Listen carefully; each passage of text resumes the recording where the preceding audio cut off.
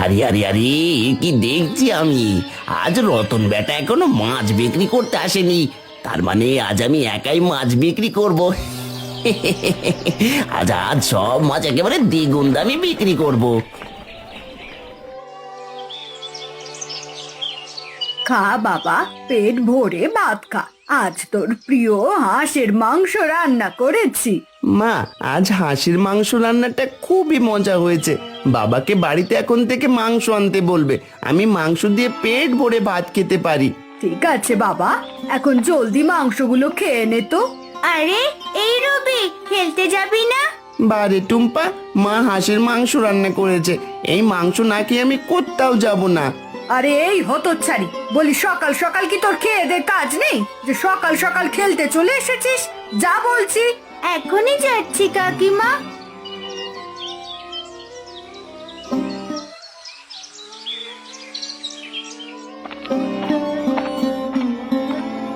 মা, ও মা, আমার যে খুব ক্ষুধা পেয়েছে, কিছু খাবার খেতে দাও না। তোকে কি খাবার খেতে দি বলতো মা টুম্পা? ঘরে যে কোনো খাবার নেই রে। বলো কি মা, তাহলে কি আজকে আমরা সবাই না খেয়ে থাকবো? সে জানি না রে টুম্পা, তোর বাবা সেই সকালবেলা মাছ ধরতে নদীতে গেছে, অথচ এখনো বাড়ি ফেরেনি যে। বলো কি মা, বাবা আবার কোনো বিপদে পড়লো না তো? না রে টুম্পা, অমন কথা মুখেও আনিস না। তোর বাবার কিছু একটা হয়ে গেলে যে আমরা না খেয়ে মরবো। মা, আমি একবার নদীর ধারে গিয়ে দেখে আসি বাবার কোনো বিপদ হলো কিনা। তোর যদি আবার কিছু একটা হয়ে যায়, তাছাড়া তুই তো ঠিক মতো সাঁতারও কাটতে পারিস না। না মা, আমার কিচ্ছুটি হবে না, আমি যাবো আর আসবো। ঠিক আছে টুম্পা, সাবধানে যা। আমি দেখি কিছু একটা রান্না করতে পারি কিনা।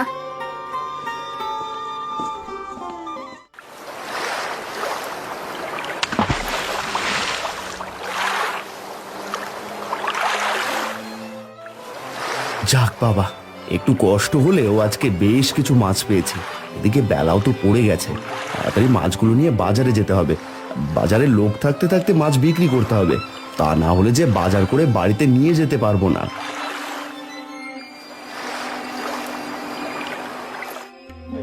আরে আজ হলোটা কি? ভাবলাম আজ দ্বিগুণ দামে মাছ বিক্রি করব, কিন্তু সেই কখন থেকে মাছ নিয়ে বসে আছি, অথচ একটা লোকও তো আমার কাছ থেকে মাছ কিনছে না। আমার মাছগুলো তো বেশ ভালো, বুঝলাম না তারপরেও কেন আমার থেকে কেউ মাছ কিনছে না। আরে ওই তো অত ছাড়া রতনটা এসে গেছে, এবার বুঝে আমার কপালটা পুড়লো। এই আসুন আসুন, একেবারে জলের দামে টাটকা মাছ নিয়ে যান। আসুন আসুন, জলদি করে আসুন, ফুরিয়ে গেলে কিন্তু আর পাবেন না। আরে এ কি দেখছি, আমি এতক্ষণ ধরে বাজারে মাছ নিয়ে বসে থেকেও একটা লোক পেলাম না, আর ও আসার সাথে সাথে একেবারে ভিড় জমিয়ে ফেলেছে। মানুষ জোর কাছে কি পায় আমি সেটাই বুঝতে পারি না। কি গো দাদা, মাছ নেবে বুঝি? তা কি মাছ নেবে বলো তো দেখি। এই বড় দেখে একটা কাতলা মাছ দাও তো, তবে তার আগে দাম বলে দাও। বেশি দাম হলে কিন্তু কিনবো না, আগেই বলে দিলাম। না না দাদা, তোমার কাছে বেশি দাম নেব না, সবার কাছে এই রুই মাছ 300 করে বিক্রি করি, আর তুমি বরং এই মাছটার জন্য আমাকে 200 টাকা দিও। কি বললে? পুরো 200 টাকা? ওরে বাবা, 200 টাকা দিয়ে মাত্র একটা মাছ কিনে খাবো? আমাকে কি পাগল পেয়েছো? আহা, রাগ করছো কেন দাদা? বা আমি তো খুব বেশি চাইনি, এত বড় মাছটার জন্য মাত্র 200 টাকা চেয়েছি। না গো দাদা, তোমার মাছ তোমার কাছেই রাখো। এত দাম দিয়ে মাছ কেনা আমার পক্ষে সম্ভব না। আমি বরং রতনদার কাছ থেকে কম দামে মাছ কিনে নেব। দূর ছাতা, অনেক কষ্টে একটা লোক পেলাম, তাও আবার রতনের কাছে চলে গেল। না, আমার কপালটাই বুঝি খারাপ। যতদিন ওই হত ছাড়া রতন বাজারে থাকবে, ততদিন আমার ভাগ্য আর ফিরবে না। তবে যে করে হোক ওর একটা ব্যবস্থা করতে হবে। একবার হত ছাড়া রতনকে দেখে নিতে পারলে আমি একাই বাজারে মাছ বিক্রি করতে পারবো।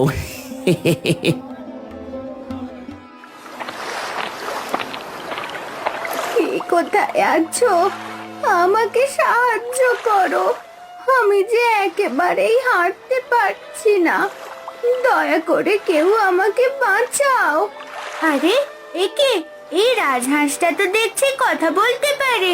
কি হয়েছে রাজহাঁস, তুমি ডাকছো কেন? আমার পাটা যে ভেঙে গেছে, তুমি কি আমাকে সাহায্য করতে পারবে?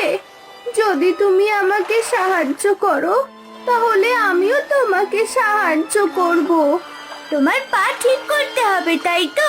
ঠিক আছে, তুমি তাহলে আমাদের বাড়িতে চলো, আমি বাড়িতে নিয়ে তোমার পা ব্যান্ডেজ করে দেব। ঠিক আছে, আমাকে তাহলে জলদি তোমার বাড়িতে নিয়ে চলো।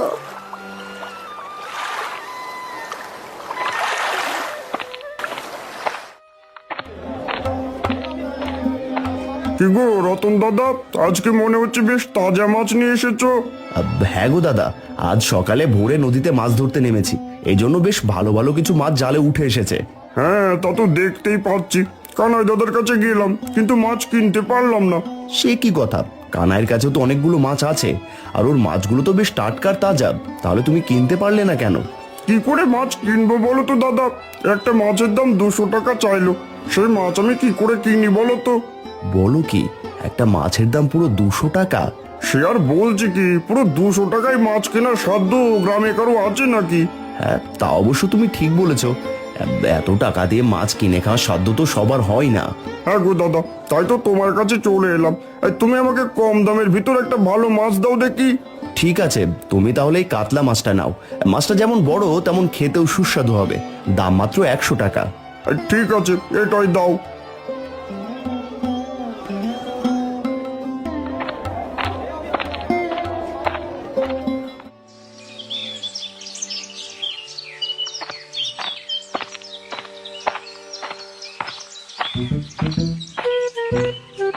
কি গো, তুমি সব মাছ নিয়ে ফিরে এলে যে? বলি একটা মাছ ওকে বিক্রি করতে পারোনি? কিভাবে মাছ বিক্রি করবো গিন্নি? ওই রতন যতদিন থাকবে ততদিন আমি একটা মাছও বিক্রি করতে পারবো না। কেন গো, হঠাৎ এই কথা বলছো কেন? ওই রতন আবার তোমার কি ক্ষতি করলো? ওই রতন আমার পরে বাজারে এসেও সব মাছ বিক্রি করে ফেলে, আর আমি সেই সকাল থেকে বসে আছি, অথচ কেউ একটা মাছও আমার থেকে কিনছে না।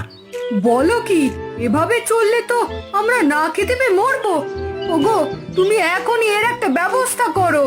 হ্যাঁ গিন্নি, আমি সেটা করতে আজ তাড়াতাড়ি বাড়ি চলে এসেছি। আর যে করে হোক ওই রতনের একটা ব্যবস্থা আমি করেই ছাড়বো। এরপর রতন বুঝবে কত ধানে কত চাল।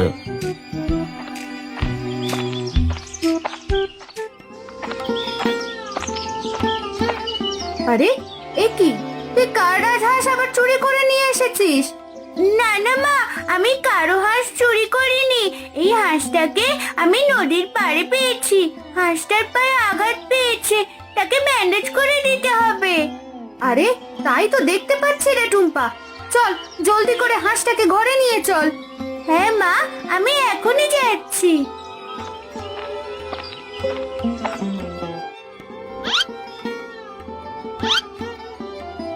আমি তোমার পায়ে ব্যান্ডেজ করে দিয়েছি রাজহাঁস, এবার তুমি সুস্থ হয়ে যাবে।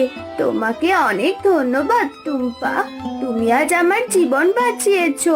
তোমার এই ঋণ আমি কোনোদিনও ভুলবো না। এভাবে বলো না, তোমার বিপদে এগিয়ে আসতে পেরেছি, এতেই আমি খুশি। এবার আমি তাহলে আসি টুম্পা, আমাদের আবারও দেখা হবে। না না, তুমি সুস্থ না হওয়া পর্যন্ত কোথাও যেতে পারবে না, কারণ তোমার পাটা যে এখনো ভালো হয়নি। তাহলে এখন আমি কি করব টুম্পা? তুমি যতদিন না সুস্থ হয়ে উঠবে ততদিন তুমি আমাদের বাড়িতেই থাকবে, তোমার এখানে কোনো সমস্যা হবে না। ঠিক আছে টুম্পা।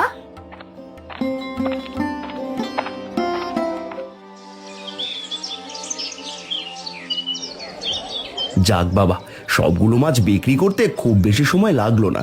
এখন যে টাকা পেয়েছি তাই দিয়ে তাড়াতাড়ি বাজার করে বাড়ি ফিরতে হবে। জানি না টুম্পার মালতী কতক্ষণ ধরে না খেয়ে বসে আছে। যাই, এবার সদাই কিনে তাড়াতাড়ি বাড়িতে যাই।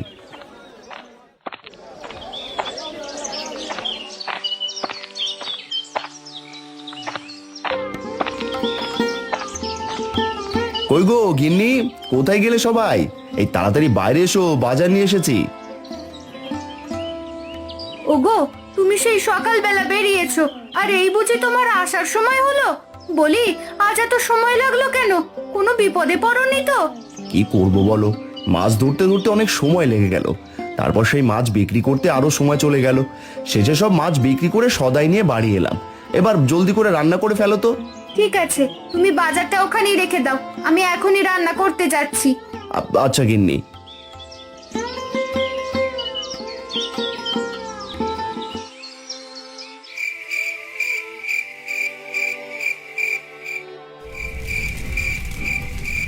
গিন্নি, এখনই উপযুক্ত সময় ওই রতনের 12টা বাজানোর। হ্যাঁ গো, সে তুমি ঠিকই বলেছো। এবার দেরি না করে সোজা রতনের বাড়িতে চলে যাও, তবে সাবধানে থেকো, কেউ যেন তোমাকে দেখতে না পায়। কেউ আমাকে দেখতে পাবে না গিন্নি, তুমি এখানেই থাকো, আমি বাকি কাজটা শেষ করে আসছি। ওগো শোনো, রতনের জালটা যে করেই হোক আজ আগুন দিয়ে পুড়িয়ে ফেলবে, বুঝেছো? হ্যাঁ গিন্নি, বুঝতে পেরেছি।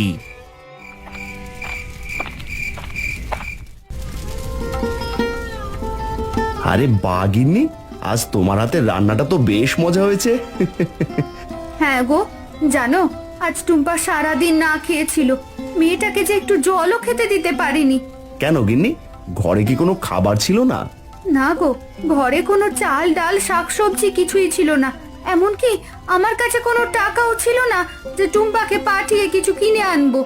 মন খারাপ করো না গিন্নি, বিধাতা একদিন সব ঠিক করে দেবে। ওগো, এ নিয়ে আমার কোনো দুঃখ নেই, আমরা সৎভাবে বেঁচে আছি, এটাই অনেক। আর জানো গিন্নি, বাজারে শুধুমাত্র আমার থেকেই মানুষ মাছ কিনে নেয়, আর ওই কানায় শুধু শুধু সকাল থেকে সন্ধ্যা পর্যন্ত বসে থাকে, তার থেকে একটা লোকও কোনো মাছ কেনে না। ওগো, মানুষ কার কাছ থেকে মাছ কিনবে তা তো তাদের বিষয়। এটা নিয়েই তো ভয় হয় গিন্নি, আমার কাছে থেকে সবাই মাছ কেনে, এটা দেখে না জানি আমার প্রতি মনে মনে কানাইয়ের কত রাগ হয়। আমি তো ভয়ে আছি, কখন না জানি সে আবার আমার কোনো ক্ষতি করে বসে। ওগো, বিধাতার উপর ভরসা রাখো, দেখবে আমাদের কিচ্ছু হবে না। হ্যাঁ, এইটুকু ভরসা নিয়েই তো বেঁচে আছি।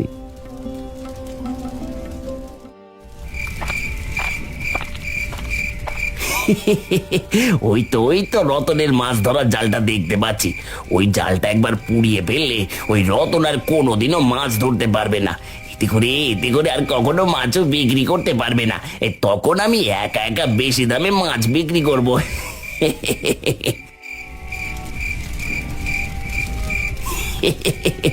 এই তো রতনের জালে আগুন ধরিয়ে দিয়েছি।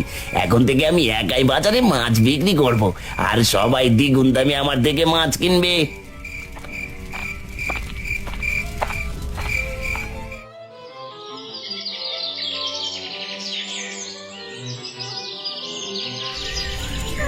আরে কি, আমার এত বড় সর্বনাশ কে করলো? কে আমার মাছ ধরার জালটা আগুনে পুড়িয়ে দিল? এখন আমি কিভাবে মাছ ধরবো? ওগো, কে আমাদের এত বড় ক্ষতি করলো? আমরা তো কারো কোনো ক্ষতি করিনি, তাহলে আমাদের সাথে এমনটা কেন ঘটলো? গিন্নি, আমাদের যে সব শেষ হয়ে গেল, আমরা যে নিঃস্ব হয়ে গেলাম গিন্নি, এখন আমাদের কি হবে? ওগো, কেঁদো না, দেখবে বিধাতা আমাদের জন্য কিছু না কিছু একটা করবেই। মা, বাবা, তোমরা কাঁদছো কেন? কি হয়েছে তোমাদের? আর বলিস না টুম্পা, গতকাল রাতে কে যেন তোর বাবার মাছ ধরার জালটা আগুনে পুড়িয়ে ফেলেছে। বলো কি? এখন তাহলে আমাদের কি হবে বাবা? তুমি কি একটা নতুন মাছ ধরার জাল কিনতে পারবে না? না রে টুম্পা মা, নতুন জাল কেনার মতো টাকা যে আমার কাছে নেই। তবে তোর মা বলল তোর কাছে নাকি একটা রাজহাঁস আছে, ওটা বিক্রি করলে একটা নতুন জাল কিনতে পারবো। না না বাবা, ওই রাজহাঁস অসুস্থ, আমি তাকে কখনোই বিক্রি করব না।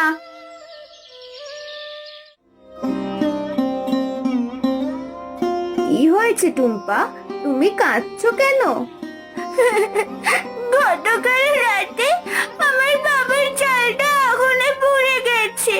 এখন বাবার কাছে নতুন জাল কেনার টাকা নেই, তাই সে তোমাকে বিক্রি করতে চাইছে। না না টুম্পা, আমাকে বিক্রি করে দিও না, আমি তোমাদের সাহায্য করতে পারবো। কি বললে? তুমি আমাদের সাহায্য করবে? কিন্তু কিভাবে? শোনো টুম্পা, আমি তোমাকে একটা সোনার ডিম দিচ্ছি, এই ডিম দিয়ে তোমাদের সব অভাব দূর হয়ে যাবে।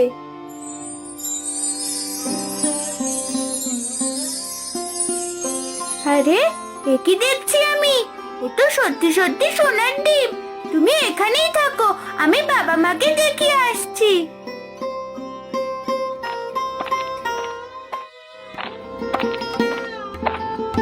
কি রে টুম্পা, কি হয়েছে তোর? মা, এই দেখো আমি কি নিয়ে এসেছি। আরে এ কি টুম্পা, তুই এই আজব ডিমটা আবার কোথা থেকে নিয়ে এলি? বাবা, যে হাঁসটাকে আমি নদীর পাড়ে পেয়েছিলাম সেটা আমাকে দিয়েছে। আর এটা কোনো সাধারণ ডিম নয় গো, এটা হলো সোনার ডিম। কি বলছিস রে টুম্পা, এই হাঁস সোনার ডিম দেয়? তুই এসব কি বলছিস টুম্পা? তোর মাথাটা কি খারাপ হয়ে গেল নাকি? মা, আমি যা বলছি তা একদম ঠিকই বলছি। এই দেখো, হাঁসটার সোনার একটা ডিম আমি নিয়ে এসেছি, একেবারে টাটকা সোনার ডিম। আরে এসব আমি কি দেখছি রে, এ তোমার কিছুতেই বিশ্বাস হচ্ছে না। ওগো, এতদিন পর বিধাতা আমাদের দিকে চোখ তুলে তাকিয়েছে। এবার ওই হাঁসটাকে আমাদের সাবধানে রাখতে হবে। ঠিক বলেছো গিন্নি। টুম্পা, তুই এখনই ঘরে চল। আরে এ কি, আমি কি শুনলাম রে বাবা? তার মানে টুম্পাদের ঘরে সোনার ডিম দেওয়া হাঁসটা রয়েছে? বড়ই আশ্চর্যজনক। এটা নাকি প্রতিদিন সোনার ডিম দেয়? কথাটা তো এখনই জানাতে হচ্ছে।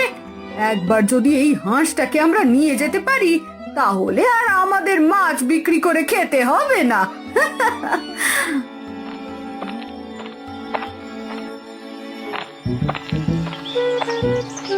ওগো, ওদিকে তো ঘটনা ঘটে গেছে। কেন গগিনি, কোথায় আবার কি হয়েছে? টুম্পাদের বাড়ির সামনে থেকে আসছিলাম, হঠাৎ দেখলাম টুম্পা একটা সোনার ডিম নিয়ে এসেছে, আর সোনার ডিম দেওয়া হাঁসটা ওদের ঘরের ভেতরে। তুমি এসব কি বলছো গো? সোনার ডিম দেওয়া হাঁস, এ কি করে সম্ভব? আমি একদম ঠিক কথা বলছি, একটু আগে আমি নিজের চোখে সব দেখে এসেছি। তাহলে তো বিষয়টা নিয়ে ভালোভাবে ভাবতে হচ্ছে দেখছি। কোনো ভাবাভাবি নেই, ওই হাঁসটাকে আমি আমাদের বাড়িতে দেখতে চাই। ওই হাঁসটাকে পেলে আমাদের আর কোনো অভাব থাকবে না। কিন্তু কিভাবে ওই হাঁসটাকে আমরা আনবো গিন্নি? ওগো, আমাদের লুকিয়ে থাকতে হবে, ঝোপ বুঝে আমাদের কোপ মারতে হবে। এইবার বুঝতে পেরেছি তুমি কি বলতে চাইছো। এই যেদিন জলে ছাড়তে যাবে, ওই দিন আমি ওদের চোখে ফাঁকি দিয়ে সোনার ডিম পাড়া হাঁসটা নিয়ে আসবো।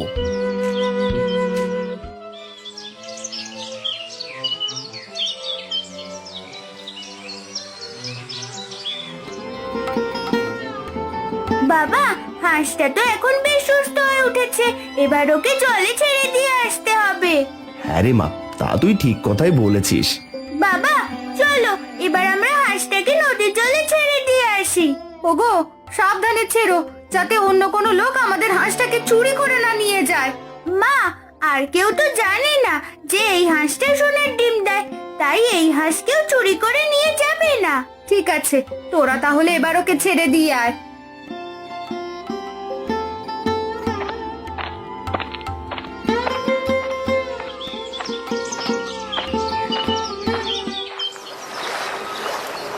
ওই গো, সেই কখন থেকে ঝোপের আড়ালে বসে আছি, কেউ তো হাঁস নিয়ে আসছে না। তুমি অল্পতেই কেন যে এত বিরক্ত হয়ে ওঠো আমি বুঝি না। ধৈর্য ধরে বসে থাকো, একবার শুধু হাঁসটাকে পেতে দাও। হ্যাঁ, সেই কখন থেকে ধৈর্য ধরেই বসে আছি, কিন্তু কাজের কাজ তো কিছুই হচ্ছে না।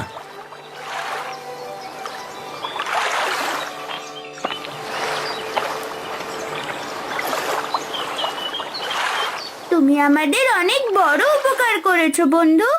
তোমার ঋণও আমি কখনো ভুলবো না টুম্পা। তোমার কারণে আমি আমার হারানো পা ফিরে পেয়েছি। এবার আমি তাহলে আসি হাঁস বন্ধু, আমাদের আবারও দেখা হবে। ঠিক আছে বন্ধু। ওই দেখো, টুম্পা হাঁসটাকে নদীর জলে ছেড়ে দিয়ে গেল। এই তো সুযোগ, আশেপাশে কেউ নেই, এখন হাঁসটাকে নিয়ে চলে গেলে কেউ দেখতে পাবে না। তারপর সোনার ডিম দিয়ে আমি হয়ে যাবো এই গ্রামের সবচেয়ে ধনী মানুষ।